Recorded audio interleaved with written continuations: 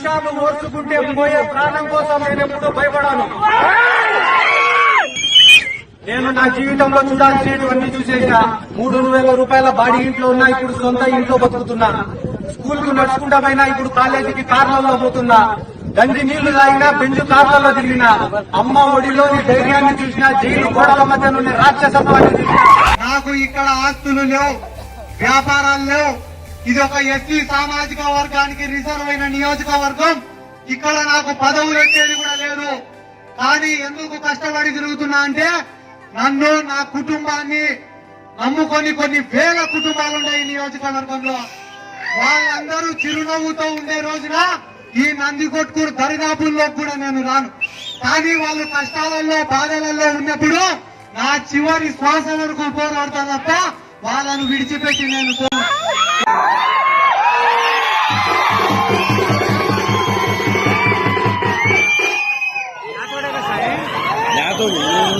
సిద్ధార్థ రెడ్డి గారు ఒక చిన్న పిల్లోడు, వానింట స్టిక్కర్లు వేసుకునే పిల్లలు తిరుగుతున్నారు.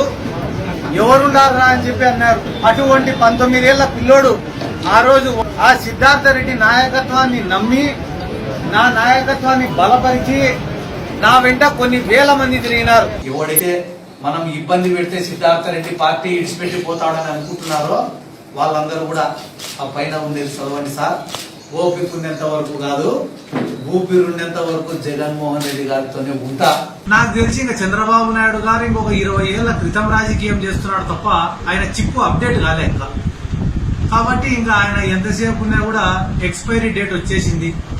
ఆ పార్టీని కాపాడుకునే దానికి సమర్థవంతమైన నాయకత్వం లేదు. ఇంకా ఏం చేయాలో అర్థం కాక బురద చల్లుకుంటూ కూర్చుంటున్నారు. మా తాత బైరెడ్డి శేషసేనారెడ్డి గారు ఇండిపెండెంట్ గా వేసి గెలిచిన నియోజకవర్గం ఇది. ఈ నియోజకవర్గంలో దాదాపుగా ప్రతి కుటుంబంతో నాకు అత్యంత సన్నిహిత సంబంధాలున్నాయి. నాకు ఏ ఒక్కరితో కొట్లాటలు లేవు, నాకు ఏ ఒక్కరితో గొడవలు లేవు.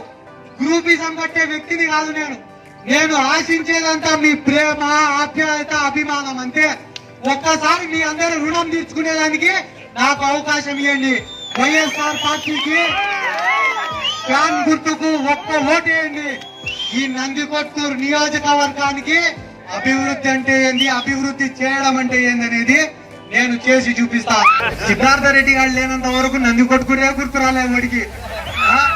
సిద్ధార్థ రెడ్డి వచ్చి జనాల్లో తిరుగుతుంటే నేను వస్తా ఏం సినిమాలో అయితే నువ్వు వస్తావంటే నేను వస్తాడా అని.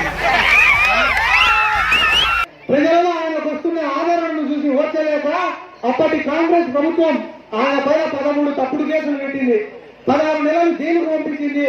అయినా కూడా భయపడాలా. సొంతంగా వైఎస్ఆర్ కాంగ్రెస్ పార్టీని స్థాపించినాడు. 5 లక్షల మెజార్టీతో కడప ఎంపీగా గెలిచిన నాయకుడు మన నాయకుడు వైఎస్ జగన్మోహన్ రెడ్డి గారు. జగన్మోహన్ రెడ్డికి స్వార్థం లేదు. ఆయనకున్న కోరికంతా ఒక్కటే, మీకందరికీ మేలు చేయాలా, మీ అందరి గుండెలో స్థానం సంపాదించుకోవాలా. ఆయన చనిపోయిన తర్వాత కూడా మీ అందరి ఇళ్లలో ఆయన ఫోటో ఉండాలా అనే ఒక గొప్ప ఉద్దేశంతో ఆయన ఈ రోజు కష్టపడుతున్నాడు. సిద్ధార్థ రెడ్డి అంటే తిరిగినారు కదా, ఎటో రాదే అంటే ఓట్లు వేయించుకునేంత వరకే నా సిద్ధార్థతో పని. ఆ తర్వాత సిద్ధార్థతో మాకు పనిలే అన్నారు. సరేలే వాళ్ళతో నాకేం పని అని అనుకొని అధికారులకు ఫోన్ చేసేటోడిని. అమ్మ మా వాళ్ళు వస్తారు, ఏదన్నా పని చేసి పెట్టండి అమ్మా. ఎంఆర్ఓ ఆఫీసులకు ఫోన్ చేసేటోడిని. అన్న ఆన్లైన్ ఎక్కలేదంట, కొంచెం మా వాళ్ళది ఏదన్నా పని చూడన్నా. మా వాళ్ళ పాస్బుక్లు వచ్చిలేమంట, కొంచెం చూడన్నా అంటే, సార్ నీకేం ప్రోటోకాల్ లేదు సార్, నీకు మేము పని చేయము అన్నారు అధికారులు కూడా. ఒక పక్కన పొద్దున్న లేస్తేనే వేల మంది ఇంటికాడ నిలబడుకుంటున్నారు. సిద్ధార్థ రెడ్డి మాకు ఆ పని కావాలా, ఈ పని కావాలా అని.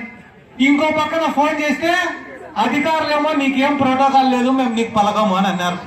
2 సంవత్సరాలు ప్రతిరోజు బాధ పెట్టారు, ప్రతిరోజు ఇబ్బంది పెట్టారు. సిద్ధార్థ రెడ్డి అనే వాడికి ఇట్టనే అవమానాలు చేస్తే ఈ నందికొట్కూరు నియోజకవర్గాన్ని వదిలిపెట్టి హైదరాబాద్కో బెంగళూరుకో పోయి వ్యాపారాలు చేసుకుంటాడని అనుకున్నారు. అన్ని పార్టీల నాయకులు ఒకటే అయినారు. ఎలక్షన్లు అయిపోయిన తర్వాత తెలుగుదేశం వాడు కూడా మా వాడు ఈ పార్టీలో ఉన్నాడు, మా బావున్నాడు, మా మామున్నాడు, మా అల్లుడున్నాడు అని ఎంతమంది ఇబ్బంది పెట్టా కూడా ఈ 2.5 సంవత్సరాలు పోరాడుతూనే ఉన్నా, ప్రతి నిమిషం కష్టపడుతూనే ఉన్నా, ప్రతి నిమిషం. ఇంత కష్టం చేసేదానికి కారణం ఏమరా అంటే కేవలం మీ అందరి ప్రేమ, ఆప్యాయత, అభిమానాలు మాత్రమే.